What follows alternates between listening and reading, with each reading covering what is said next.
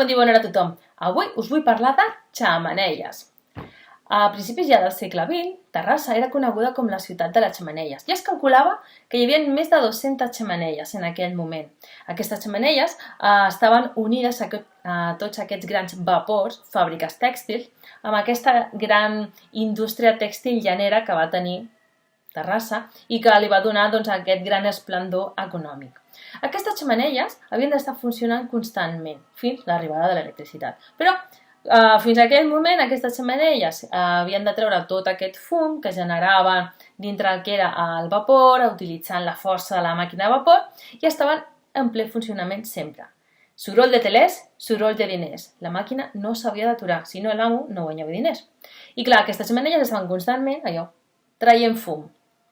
S'explica que una de les funcions que tenien les vidrieres en aquestes grans residències burgeses era ocultar, amagar la realitat que hi havia fora del que seria aquesta residència burgesa. Teníem aquestes vidrieres amb aquests motius al·legòrics, explicant històries, motius vegetals, però si s'obrien les finestres el que estaves veient era un cel i una atmosfera bruta, de fums.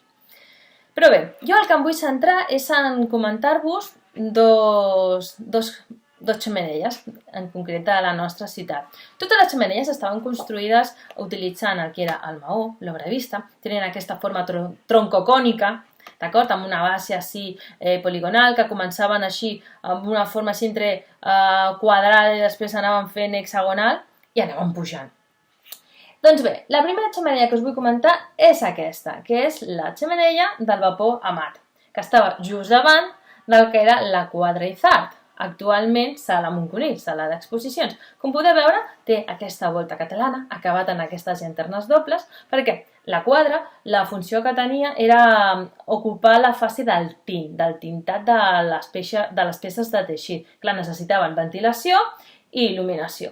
Però, com us estava dient, jo em centro en aquesta xemeneia.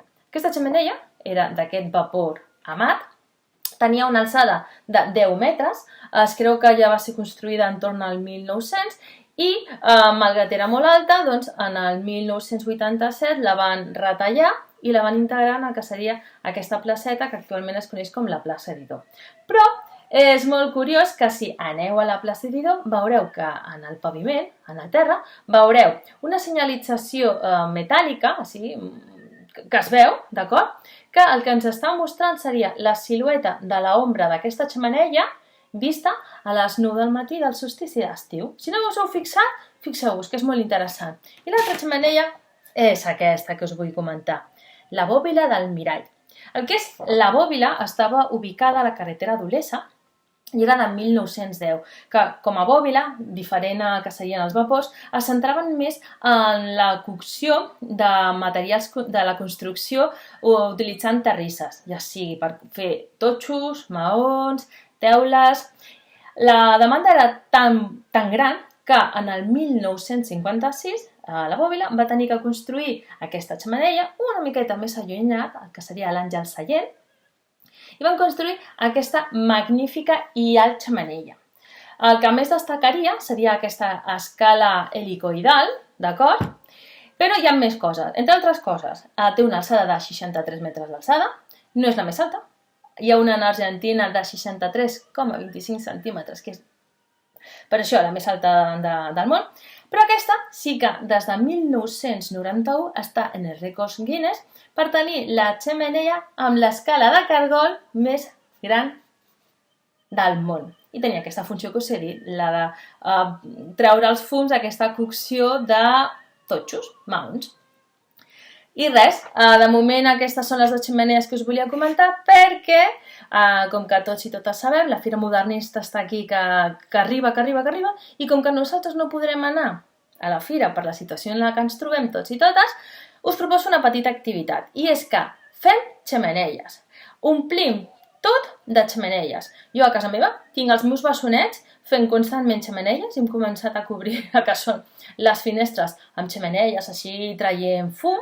També hem fet una xemeneia en 3D i conec un nen, el Mael, que ha fet una xemeneia amb peces de Lego, que ha quedat brutal. Felicitats, Mael.